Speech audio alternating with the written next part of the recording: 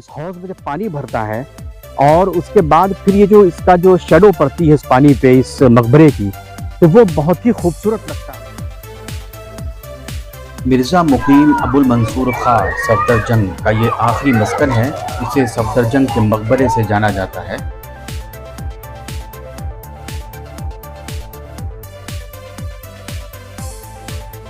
नाजरीन, आमतौर पर दिल्ली घूमने वाले लाल किला, कुतुब मीनार और दिल्ली की जामा मस्जिद ही को जानते हैं। इस तरह की तारीखी और सुकून की जगह लोगों की नज़रों से ओझल है। जब भी मौका मिले तो यहाँ ज़रूर आइए।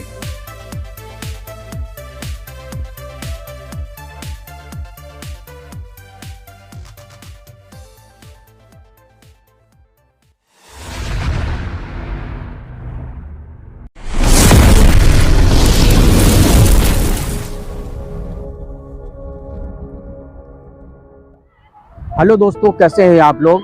आज मैं फिर आपके सामने एक नई वीडियो और एक नई जानकारी के साथ मौजूद हूं और आप सभी का मेरे YouTube चैनल वाइडलेंस बाय तारिक में स्वागत है। और आज मैं मौजूद हूं एक मकबरा जिसको सफदरजंग मकबरे के नाम से जाना जाता है। और ये सफदरजंग दरअसल उनका एक लक़ब था और उनका असल नेम जो था वो मिर्ज़ा मुकीम अबुल मंसूर खां था।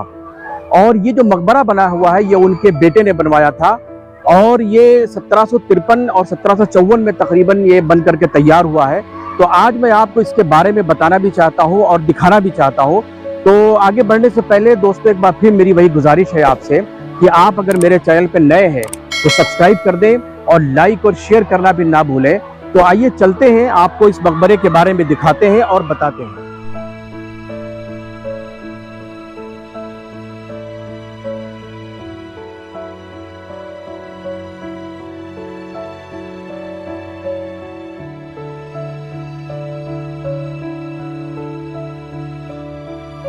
ये नज़ारा जो आप देख रहे हैं ये एंट्रेंस गेट है सफदरजंग मकबरे का और ये बाहर का नज़ारा है और ये सामने आपको रोड नज़र आ रही है। ये एक आलीशान मस्जिद है जिसका गेट आप देख रहे हैं। ये सिर्फ जुमे के दिन खुलती है और जुमे की नमाज यहाँ पर होती है, यानी फ्राइडे को ही ये मस्जिद सिर्फ खुलती है। और इसी के बगल में एक मदरसा भी था जो अब बंद हो चुका है।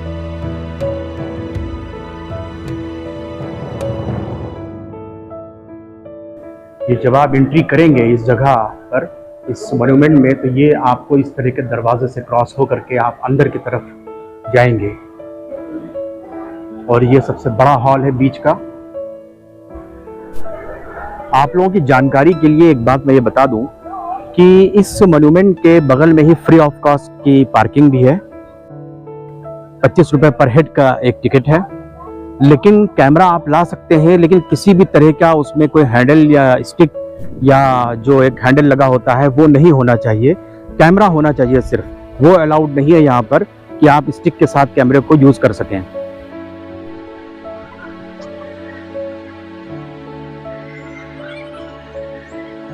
इस जगह का नियरेस्ट मेट्रो स्टेशन जो है वो जोरबाग है और यहाँ आने के लिए आप सिटी बस का भी इस्तेमाल कर सकते हैं, अपनी पर्सनल व्हीकल से भी आ सकते हैं इस जगह पर। और खाने पीने का सामान भी आप यहाँ पर ला सकते हैं, लेकिन गंदगी करना यहाँ पर मना भी है। आप उस चीज़ को साफ करके ही जाएं और इस चीज़ का वैसे भी ख्याल रखें कि आप कोई भी ऐसा सामान यहाँ ना छोड़ें जिससे किसी भी तरह की गंदगी हो।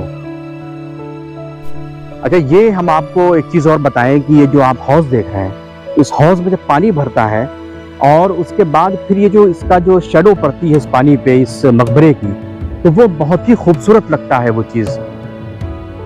और रात को यहाँ पर तो बाकायदा तौर पर लाइटें जलती हैं और लाइटों में जब इसका वो अक्स नज़र आता है, इसकी परछाई नज़र आती है, तो बहुत ही खूबसूरत वो दिखाई देता है। इस मकबरे के खुलने का जो टाइम है वो 7 बजे सुबह से 5 बजे शाम तक है और ये सातों दिन खुलता है। इस मकबरे को 1754 में सफदरजंग के बेटे नवाब शुजाउद्दौला ने बनवाया था।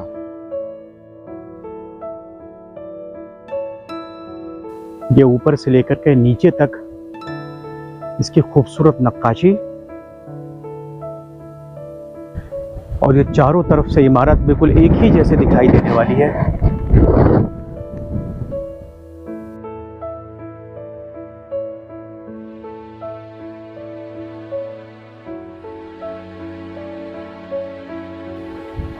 और ये मेन हॉल सामने जो मेन मज़ार है,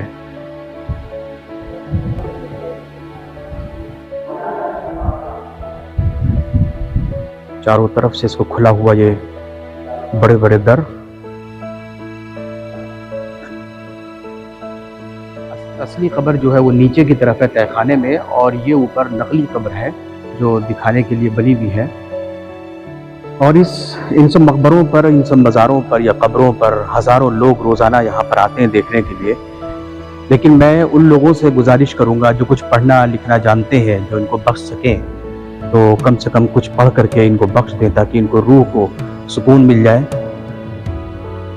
और बहरहाल हम लोग किसी चीज़ को देखने के लिए अगर आते हैं और तारीफ़ करते हैं कि इतना बड़ा मकबरा या इतना बड़ा ऐतिहासिक एक मोन्यूमेंट बना हुआ है जिसे हम लोग देख करके तारीफ़ करते हैं, तो कम से कम इतना हक़ तो बनता है यहाँ सोने वालों का कि उनको कुछ पढ़ करके बख्शा जा सके।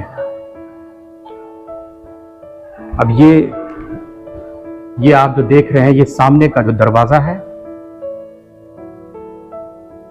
ये यहाँ से सामने जो दरवाज़ा आपको दिखाई दे रहा है, यहाँ वहाँ रोड से एंट्री गेट है इस मकबरे में आने के लिए।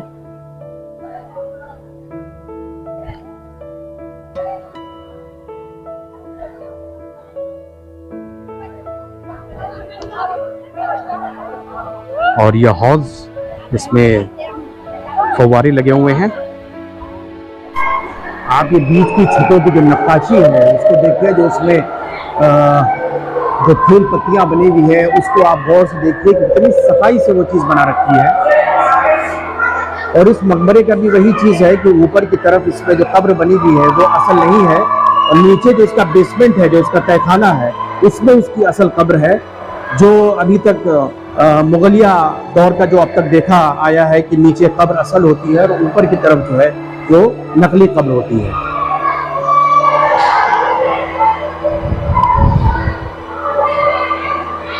इसका भी मरम्मत का काम चूंकि चल रहा है, तो ये जो आप देख रहे हैं ये तमाम तरह के ये जो पाइप वगैरह लगे हुए हैं ये उसी सिलसिले से हैं। दरअसल एक बहुत बड़ा हॉल होने की वजह से यहाँ पर आवाज़ और बच्चों का शोर भी बहुत ज़्यादा है, उसकी वजह से आवाज़ गूंज बहुत ज़्यादा रही है।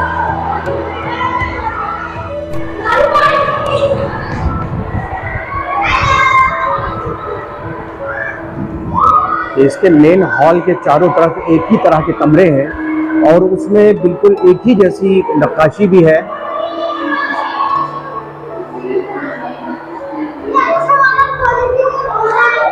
ये कोने का कमरा है, इसकी नक्काशी में फ़र्क है, इसकी छतें दूसरी तरह की हैं।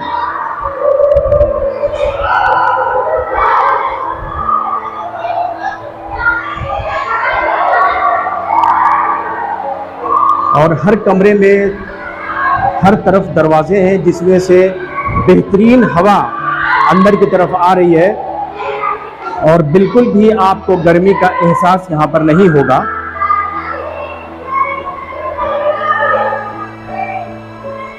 ये है यहाँ से बाहर का व्यू।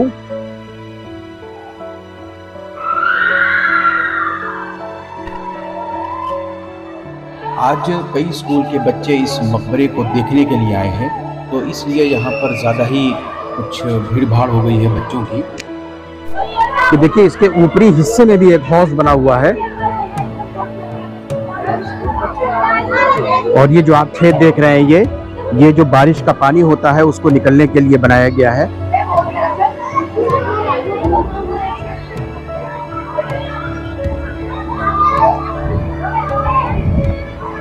स्कूल के बच्चे बस ये चाह रहे हैं कि हमारी तस्वीर कैमरे में आ जाए और बहुत मुश्किल हो रहा है इस वक्त तो यहाँ पर वीडियो बनाना, क्योंकि हर बच्चा कैमरे के आगे आने की कोशिश कर रहा है और चीख रहा है सामने आकर के।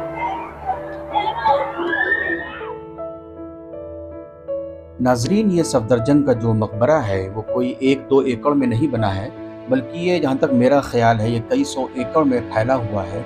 और ये जो आप हरा भरा मैदान जो घास का देख रहे हैं, इसमें तरह तरह के पेड़, छायादार पेड़ भी लगे हुए हैं, तो इस वजह से इस मकबरे की खूबसूरती में और इजाफा हो जाता है। और अक्सर इस जगह पर शाम को ज़्यादा भीड़ हो जाती है। जो लोग यहाँ पर आते हैं सुकून से बैठने के लिए और बच्चों को लेके आते हैं यहाँ पर एंजॉय करने के लिए।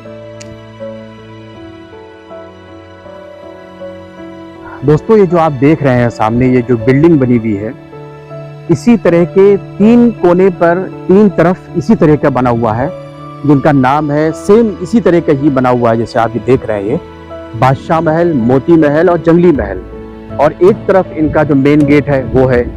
तो 3 तरफ ये बने हुए हैं, एक उत्तर, पश्चिम और दक्षिण की तरफ, ये 3 बने हुए हैं। उसमें अलग अलग इन्होंने नाम दे रखा है। और ये देखिए, ये मेहराबें नीचे बनी हुई है।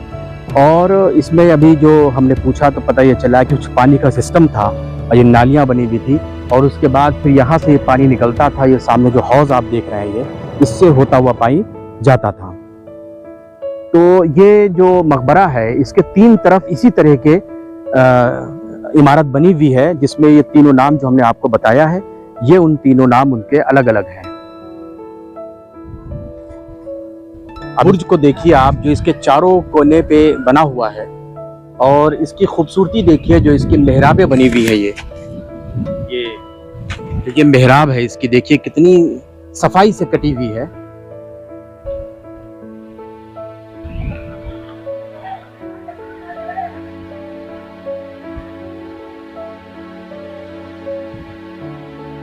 और इसमें देखिए, इसमें ईंटों का भी इस्तेमाल कहीं कहीं किया गया है, पत्थर के अलावा भी देखिए इसमें, ये देखिए आप, ये ईंटों का भी इस्तेमाल है इसमें।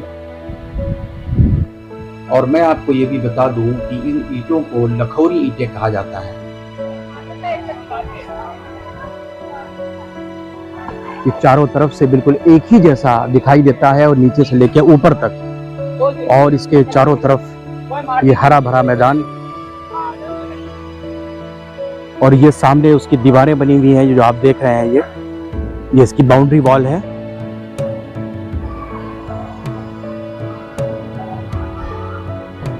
बहुत ही खूबसूरत जगह है। अब देखिए, इसके गुंबद का भी काम चल रहा है, जिसके ऊपर अगर दिखाई दे रहा हो आपको, तो इस पे काफी पेड़ उस पे उगाए हैं उस गुंबद पे, जिसकी वजह से उसका कमजोर हो गया है, और उसकी भी मरम्मत का काम जारी है। ये जो दर बने हुए हैं चारों तरफ इसके, जिसमें अंदर की तरफ कमरे भी बने हुए हैं। ये देखिए, इसमें एक दरवाजा ये भी लगा हुआ है। इसके चारों तरफ इसी तरह के मेहराबें बनी हुई हैं। और मैं ये आपको बताता चलूं कि ये जो सफदरजंग थे, ये अवध के नवाब थे। अवध अंग्रेज़ों के ज़माने में उत्तर प्रदेश को अवध के नाम से जाना जाता था, और ये वहीं के नवाब थे। लेकिन मोहम्मद शाह जो मुग़ल सम्राट थे, उनके ये बहुत करीबियों में से थे। मोहम्मद शाह जब कुर्सी पर बैठे, जब उन्होंने दिल्ली सल्तनत को संभाला, तो उन्होंने सफदरजंग को दिल्ली बुला लिया और उनको यहाँ कर जो है वजीर बना दिया, जिसको उन्होंने एक उपाधि दी गई, वजीर ममलिकत की एक उपाधि दी गई, और उनको गद्दी पे बिठा दिया। मोहम्मद शाह के खिलाफ उन्होंने जो है कुछ बगावती तेवर दिखाए, जिसकी वजह से मोहम्मद शाह को जो है मराठों को बुलाना पड़ा, और मराठों ने उनको दिल्ली से बाहर निकाल दिया। ये मैं सफदरजंग की बात बता रहा हूँ आपको। और जब वो दिल्ली से बाहर थे, तो उसी में उनकी मृत्यु हो गई, वो एक्सपायर कर गए। और जब एक्सपायर कर गए, तो मोहम्मद शाह से के ज़माने में, और उनका बेटा जो नवाब शुजाउद्दौला था, उनके बेटे ने जो है ये इजाज़त मांगी मोहम्मद शाह से कि उनको दफन करने के लिए दिल्ली में जगह दी जाए। तो उनके बेटे ने इस मकबरे को बनवाया। ये देखिए आप, इसका एक कोना है, ये जो आप मीनार छोटी सी आप दिखाई दे रही है, ये इसका एक कोना है, और इसके चारों कोने एक ही तरह से हैं।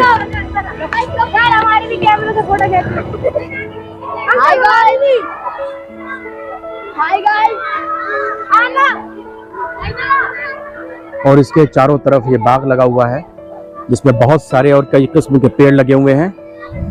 और ये जो हौज बना हुआ है, ये जो आप देख रहे हैं, इसमें तरह तरह के फव्वारे भी हैं।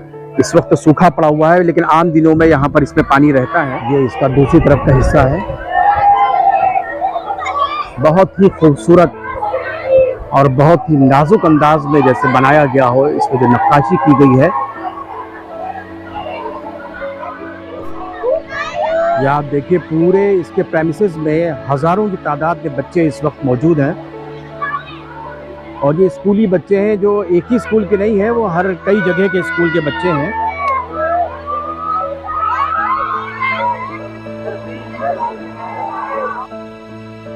मैं आपको चारों तरफ से दिखाने की कोशिश तो कर रहा हूँ, लेकिन आपको ये अंदाज़ा नहीं हो पाएगा कि कौन सा हिस्सा किस तरह का है, क्योंकि चारों तरफ से बिल्कुल एक जैसा ही ये दिखाई देता है।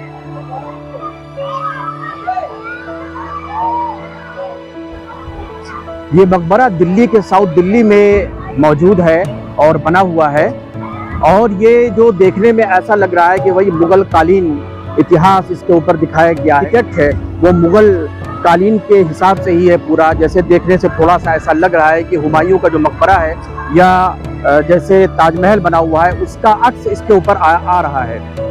और इसके चारों तरफ जो है एक बहुत बड़ा बाग है जिसमें तरह तरह के पेड़ लगे हुए हैं और हरी घास है, और इसके चारों तरफ जैसे हौज भी बना हुआ है पानी का, और पानी की नालियां भी निकली हुई है, जैसा कि आमतौर में मकबरे और महलों में होता है।